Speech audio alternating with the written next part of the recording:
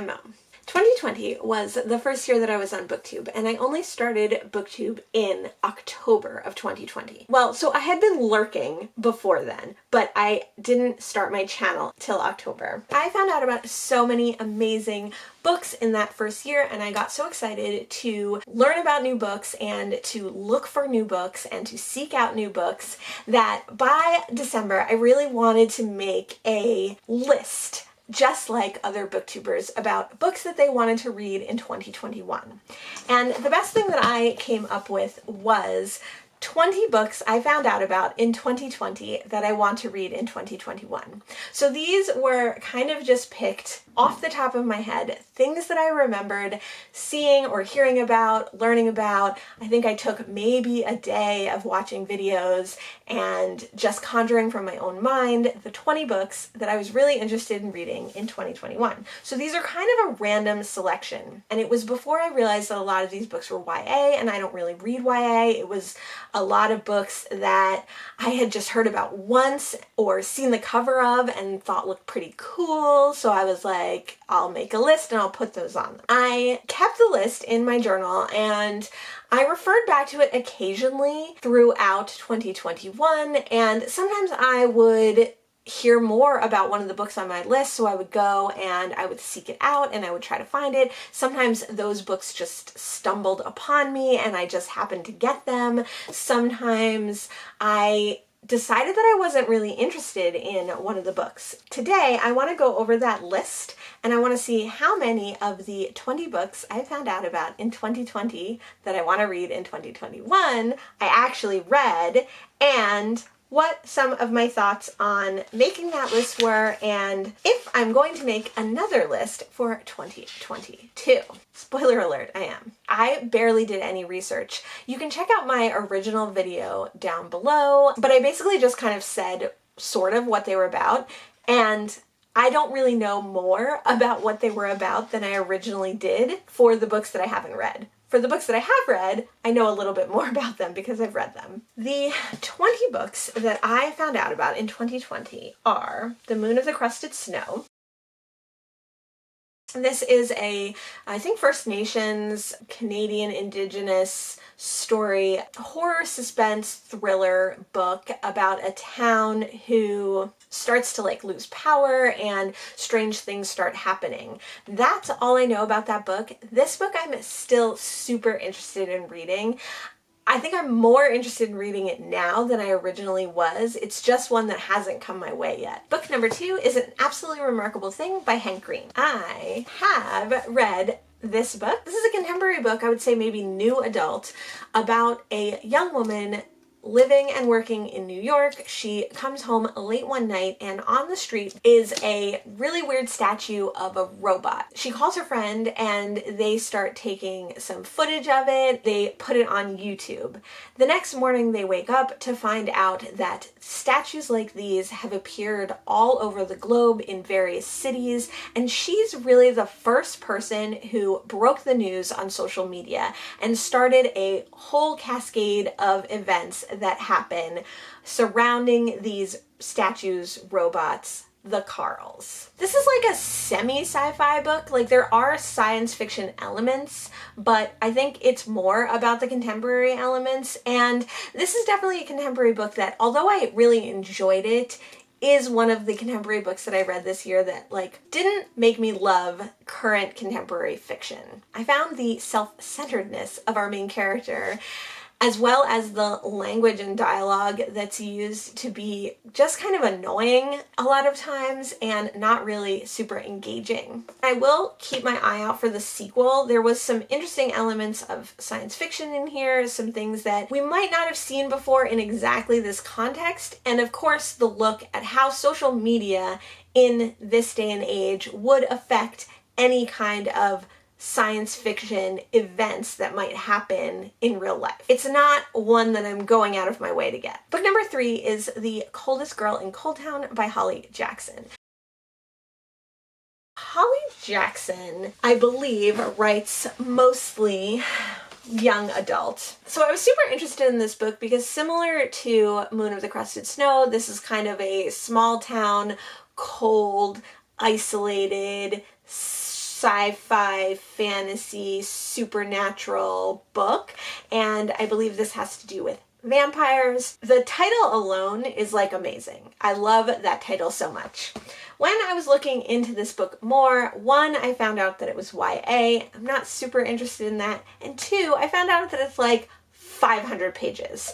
So as we know, I don't really love long books, and I'm not really interested in reading a 500-page YA vampire story. That sounds kind of like a bad memory to me, and I'm just not interested in this book anymore. I mean, I'm interested in it. All the books on this list, if they were to come into my life, I would probably grab them, but this one just doesn't seem like it's going to be for me. Book number 4 is The Space Between Worlds. This one is one I actually found used online, but I haven't gotten to by this point in December of 2021, and I doubt that I'm going to be getting to it before 2022.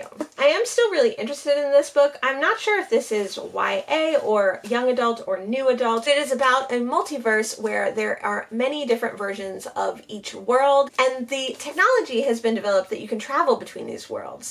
The only problem is you can only travel to worlds where you are no longer alive in that iteration of the multiverse. So our main character is someone who is dead on almost every other world, so she's able to travel freely between her own world and those versions of her world. It sounds really, really interesting. I have heard a lot of good things about it. I've heard some not so good things about it too, but this is one that I definitely want to get to when I can, but probably won't get to this year. Book number 5 is Riot Baby.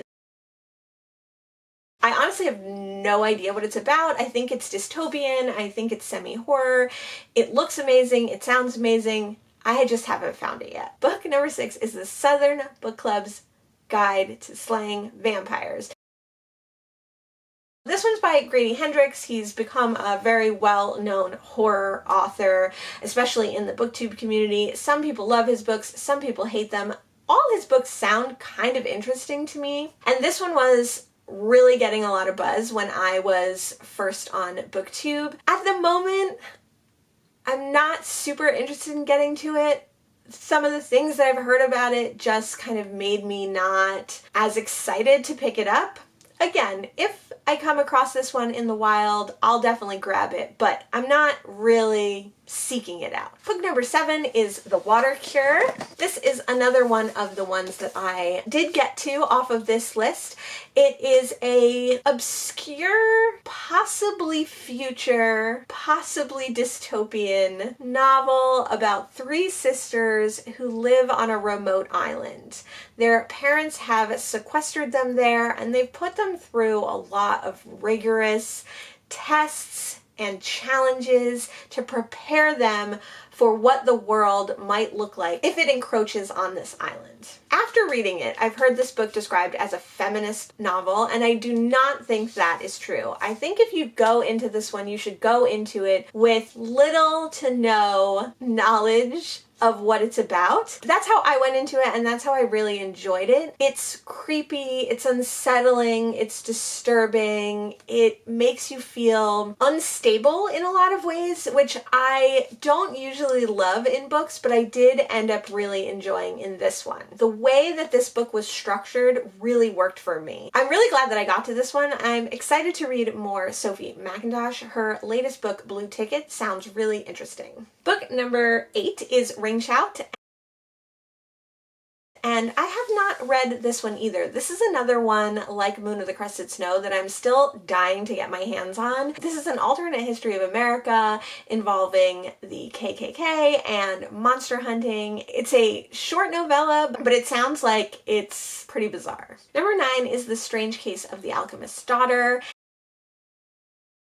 This one sounded really interesting to me because it's about a group of young girls who are all the descendants of classic Victorian and Gothic horror sci-fi characters. So the daughter of Dr. Jekyll, the daughter of Mr. Hyde, the daughter of many of the characters that we know and love from those early 20th century and late 19th century Gothic novels. They join up to search for their parents, search for their fathers, find out what this mysterious society that all these men had in common are, and along the way they get help from some notorious figures like Sherlock Holmes and Dr. Watson. Then I found out that this book is, I guess, young adult, but almost even could be considered like middle grade. I found out that it's multiple perspective.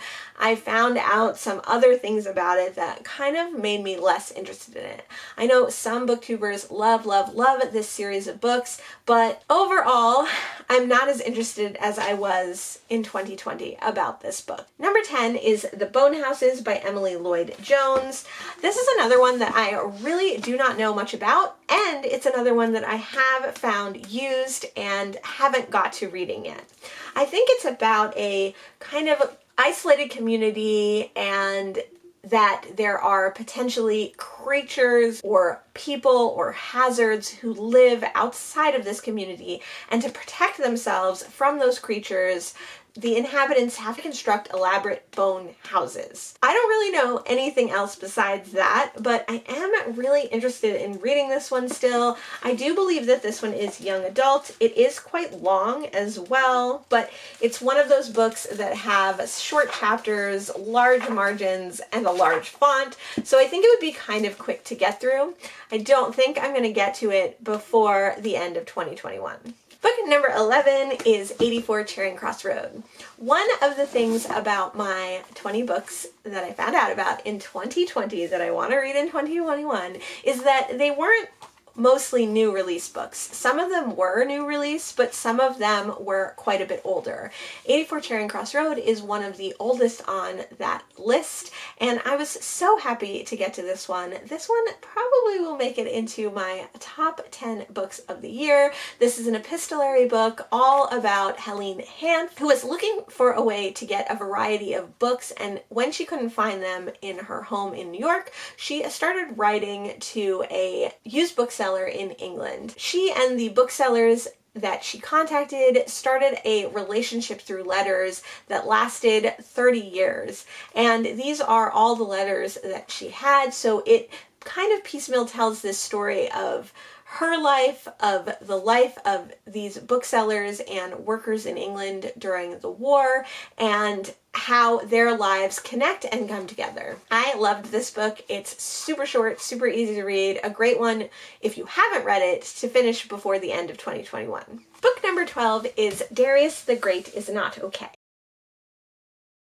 The only thing I know about this is that it is queer and it is young adult, and it is about a young man looking for his identity both as a queer person and as a person of color. I am still interested in reading this because the people who love this book are like fiercely devoted to it. It has a couple of sequels as well, and so if I like it, it might be a fun book to continue on in the series. Book number 13 is When No One Is Watching by Alyssa Cole. This is a book about gentrification in Brooklyn and how maybe it's not just white people moving into a black neighborhood and squeezing out the people of color, but possibly something more nefarious is happening as well. I have read this book and I have a whole vlog devoted to that reading. This was not one that I enjoyed. Number 14 is The City We Became, which is another New York-centered book. This is about the personification of the boroughs of New York and how they all come together to help birth New York to be a sentient city. I really liked this book. I read this book on audio and the reader was amazing, and I'm super interested to read more by N.K. Jemisin. I've also read a short story by her. This book was so intricate and interesting, such a love letter to New York. I also really like that this book took a new idea and take on cities and the personification of cities, both in an actual avatar person, but also in how people feel about cities and how they internalize what cities mean and who cities are to the inhabitants. Hi. Editing Mo here. I forgot about book number 15, which is The Midnight Library. This is about a young woman who attempts to commit suicide and she ends up in the Midnight Library. She is able to seek out different potential lives that she could have had and see if her life is still worth living. This book is by Matt Haig, who is a British author who I've tried a couple of times, and I have a couple of books that I would like to read by him, but I don't think I'm super interested in the Midnight Library anymore. This is going to be one of the books that if I find, great. If not, I'm willing to let go. Number 16 on the list is Felix Ever After. This is also a young adult novel, and it is following Felix, who is a trans boy who has been outed by some classmates. Other than that, I really don't know more about this book, except that some people really, really love it and find it really beautiful. It has a lot of representation and a lot of commentary on bullying, queerness, and it still sounds really interesting to me. Book number 17 is The Murders of Molly Southbourne. This was the first book that I read way back in January off of this list, and it is by Tade Thompson. It is about a young woman who is isolated by her parents. I'm seeing a little bit of a theme. And she is raised to protect herself, to fight against potential ills and evils that might come up. But there's much more of a fantastic sci-fi twist to this book than you would ever expect. This is an incredibly short novel. There are some sequels which I cannot wait to read. This one is also going to make it on my favorites of the year list probably. I read this way back in January and I still think about it pretty much every day. I really enjoyed this one and I look forward to reading more from Tade Thompson. Book number 18 is Before the Coffee Gets Cold, and this is another sci-fi novel. I would call this soft sci-fi. It has to do with a cafe where if you sit in the right seat and have the right meal and say the right things, you can travel back in time and meet someone who has also visited the cafe. This is split into 4 sections having to do with 4 different people who want to travel in time to be able to not change the past, but relive it and hopefully analyze it. This book has a lot of fairy tale and traditional storytelling elements, like the repetition of themes and words and instructions. I thought I might love this book, and while I didn't love it, I'm happy to have read it. There is a sequel to this book, and sure, if I found it, I'd pick it up, but I'm definitely not seeking it out. Book number 19 is Beach Read by Emily Henry.